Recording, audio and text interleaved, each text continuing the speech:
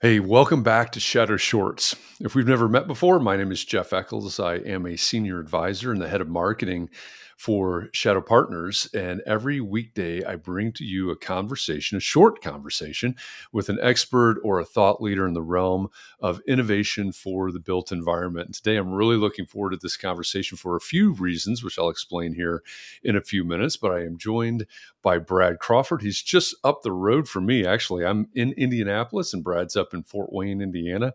Get your atlas out, and you can understand that geography here, that Indiana geography.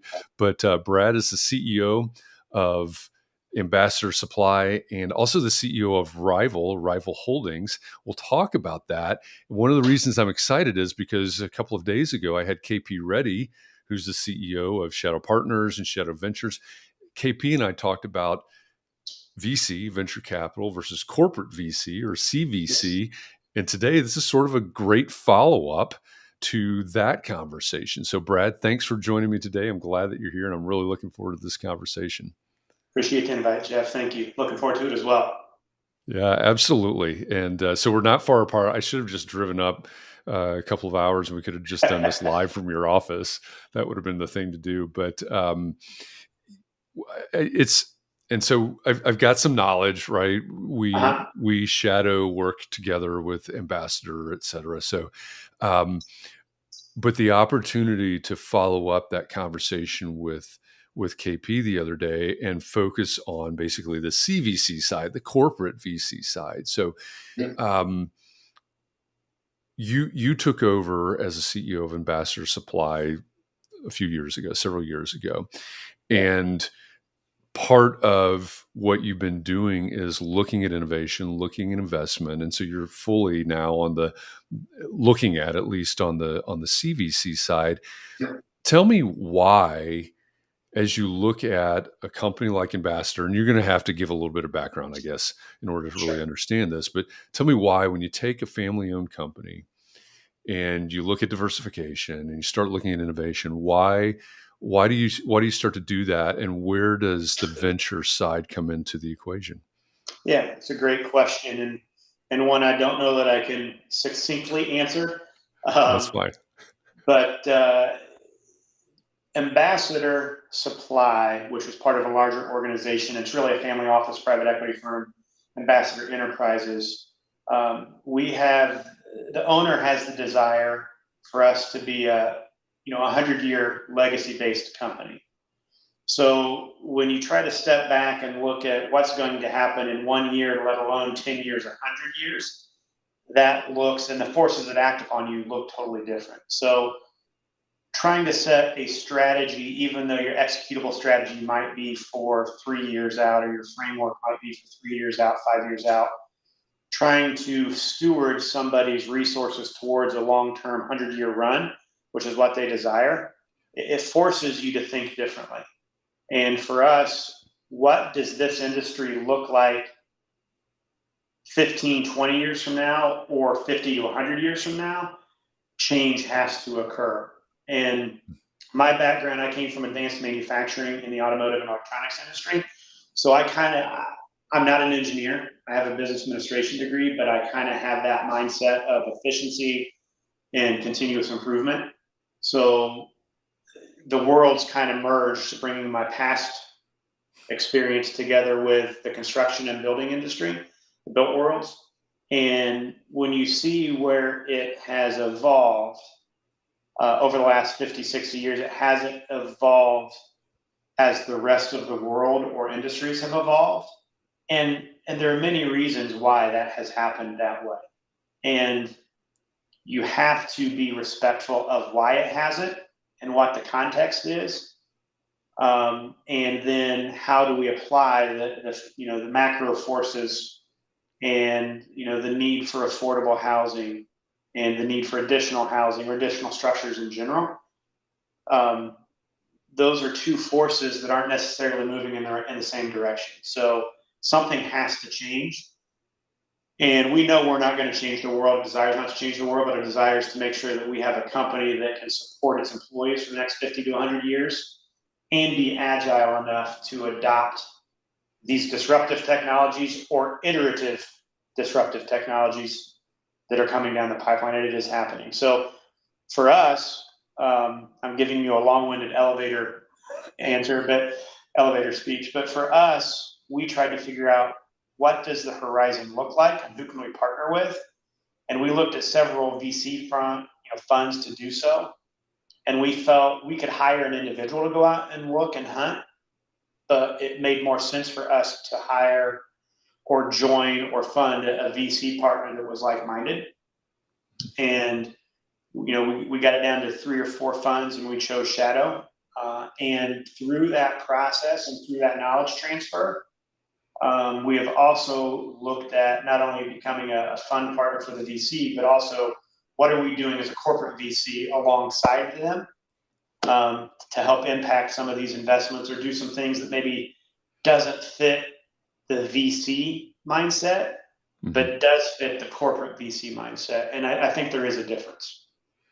Yeah, and KP, I think when we talked, I think it was Monday of this week, but when we talked, he laid out how he saw the difference in the mindsets of the VC versus the CVC, and I think all of that makes sense. And what's really interesting to me about what you were just talking about was starting from the point of view of wanting to have a legacy, 100-year company, one that supports your employees for 50 to 100 years, et cetera. And I think oftentimes we get caught up in this idea of innovation and change and disruption and, this idea that everything is new, but you're actually saying, yeah, everything needs to be new. Everything needs to change in order for us to survive, in order for us to build this legacy. And I think for a lot of people, that's probably not something that was top of mind. Oh, I didn't think about that in terms of the longevity of our business versus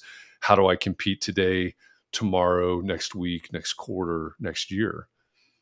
Yeah, I think that, so a couple points there. I think you have to respect the history of, construction's millennia old, right? But how do you respect? There's a reason why it got to where it got to today. And with a lot of the challenges that have been created, there also have been a lot of successes. So you need to respect the generations prior to you and learn from them and realize that the only constant is change in this world. So how do we then look towards the future and what other industries that may not be doing what we're doing, but we can learn from them, whether it's the automotive industry, whether it's the aerospace industry, whether it's the cruise liner construction industry or technology.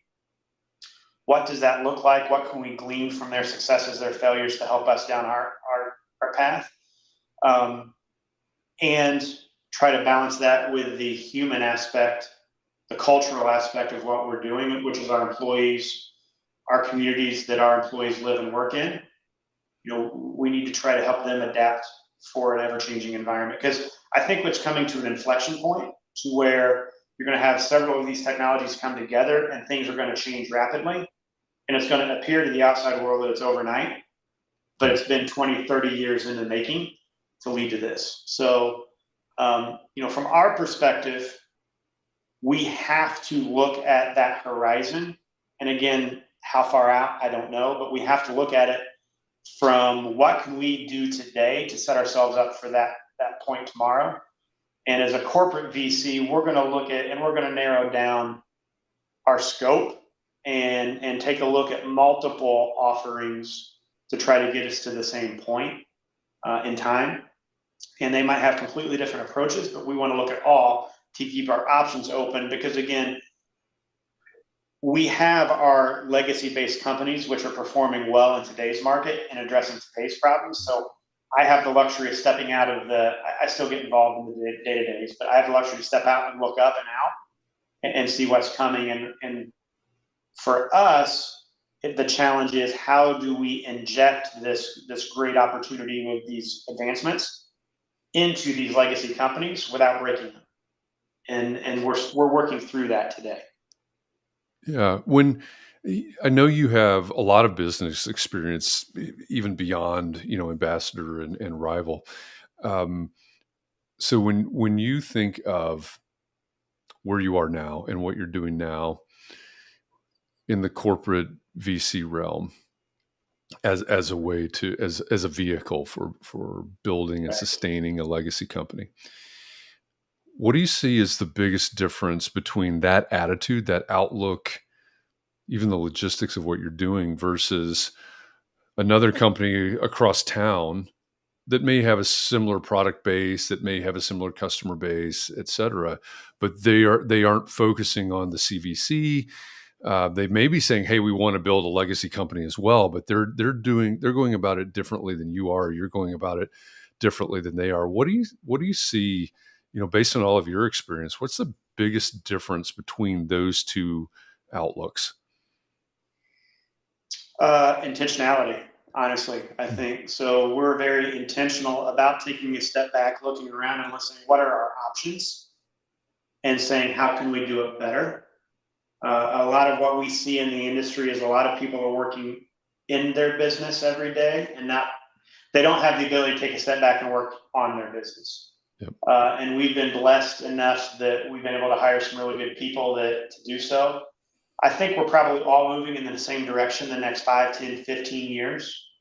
I'm hoping, and we're all going to have some sort of um, turmoil, some sort of disruption in our daily activities as these technologies come in.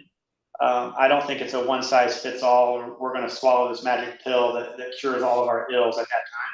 We'll still have challenges. I just hope we're better prepared, whether that's better margins long term, whether that's, we can invest in our people at a higher level because we have savings from some efficiencies in other places that will help us adapt more smoothly than what the rest of the industry that doesn't look ahead, if you will, in the same way we do. Um, they're going to have to pivot pretty quickly, Mm. or maybe accept a place or a role in the industry that's not optimal for them. So maybe that looks like less upside growth. Maybe that looks like less geographic, whatever that looks like. Hopefully, we're better prepared and better suited to tackle those challenges than someone that's not. Not saying that are they right and we're wrong, or we're right and they're wrong. I don't know. I think it's just a different approach. So Sure. we're trying to get out in front of it as best we can. Yeah, yeah, that makes a lot of sense. So I know that you are headed to Shadow Summit later this year. If you're watching this and you don't have any idea what I'm talking about, Shadow Summit. This will be the seventh annual Shadow Summit. It's our own conference. We call it a summit because that's what it is. It's not a conference where we're going to gain continuing education units. It is a place for a small number, 200 tickets max, for a small number of people to get together, the best thinkers, the best innovators in the built environment, to talk about and we like to think set an agenda for what's going to happen, what's going to be invested in, what's going to be innovated for the built environment through the rest of the year, looking at 24, looking at 25. So Brad, I know you're going to be at Shadow Summit. What do you hope to find there? What do you hope that some of the discussions will center around when we all get to Atlanta in October? Selfishly, industrialized construction, or an aspect Mhm. of industrialized construction. Um, I just think the advances in technology, continuing to update ourselves, because what the bar was in 2022 looks completely different than what the bar is just a year later in 2023. If you look at just advancements with AI and Chat GPT, again, overnight success that was 20 years in the making, right? But it was released and we saw that. So I think just networking and talking with like-minded individuals that are trying to solve the same problem, maybe through a different lens, but the same problem. Just thought sharing. Having updates from those that focus on this every single day in terms of the technology aspect. Also, I found it extremely helpful hearing from the companies that are launching. What do they need and how do they see the world? Because Mm. this is kind of central to all that we do, Jeff, is whether we're purchasing a business or whether we're trying to partner in technology, is if I understand the problems you're trying to solve and I share with you the problems that I'm trying to solve and or the obstacles that I have to try to help address your problems. If you understand where I'm coming from, we're going to get to that end point much faster because we're all cards are on the table. So if I understand from their perspective the limitations that they have as a startup, and they understand the problems I'm trying to solve or what I'm trying to achieve, I think hearing those things, we can address the market at a much faster pace, as opposed to we're simply funding somebody and they're off and doing it on their own. Yeah. Yeah. And that's, I brought this book up sometime in one of these conversations in the last several days. I find myself bringing it up more than more. It was one of my favorite reads of 2022. It's called Where Do Good Ideas Come From? The Hmm. Natural History of Innovation, I think is the subtitle.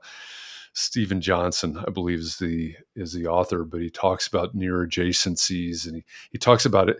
He explains essentially what you just described, and you said something earlier where we see these things that we see. Oh, look at that huge innovation, this groundbreaking things, and we can look at it as an overnight success, 20 years in the making, but as he describes it in the book, he says, most of these big innovations, these groundbreaking things that we see, are just small iterations from a near adjacency. It's something that's been happening and just made a leap over to somewhere else. And what you just described about the summit and the reason that you need to have the conversations that you have, I think fits Yeah, exactly into that scenario. I appreciate that. I'm going to read that or listen to it. I don't read it. I'll listen to I am with you. I burn Audible credits like they're it. like they're kindling, man. I keep upping my plan and then keep buying more, but I listen to them as well. Where do good ideas come from? Um, Brad, this has been a fascinating conversation. I really appreciate you coming on and sharing all these thoughts and your outlook with us. And I'm looking forward to getting together with you before then, but in Atlanta for Shadow Summit. I'll be up in Ball State, or I'll be up at Ball State in Muncie in a couple of weeks. I'll just bump up Yeah, come on to up. Love Fort to Wayne have when you. I'm up there. Yeah, absolutely. If you're watching this right now or listening to this, and you want to know more about Shadow Summit, then go to shadowsummit.com. It's in the bottom left-hand corner of your screen right now. And Brad, if they want to know more about what you're working on, they want to know more about Rival, and they want to know more about Ambassador, where should they go? Best place is our website, rival.re, as in real estate, rival.re, and ambassadorsupply.com.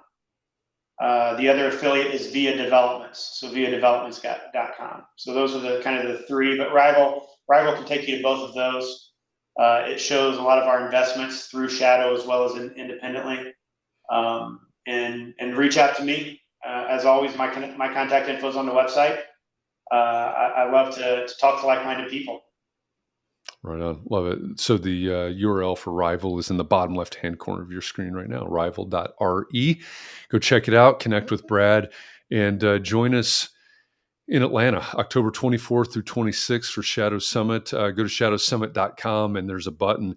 Like I said, this is a purposefully intimate affair, only 200 seats in the auditorium. And it really is meant to be a summit. It's a place where we talk about issues and try to find solutions and set an agenda as we move forward. So there is a button to apply at the top of the page at shadowsummit.com. Join Brad there, join me. You heard from KP Reddy earlier this week. We'll all be there and we'll be having discussions just like this one that Brad and I have been having for the last almost 20 minutes now. We're getting to the into the realm of shadow medium instead of shadow short at this point. But we'll go deeper. We go deep into the weeds on conversations just like this. So join us. Go to shadowsummit.com for more info, and we'll see you down there in Atlanta. This is Brad Crawford, is the CEO of both Ambassador Supply and Rival Holdings. And Brad, thanks a lot for joining me. I appreciate it. It's been a fun conversation. Likewise. Thanks, Jeff. Appreciate it. Have a great day. Absolutely. Thanks. And for all of you out there, I'll be back again tomorrow with another Shadow Short. We'll see you then. Thanks, everybody.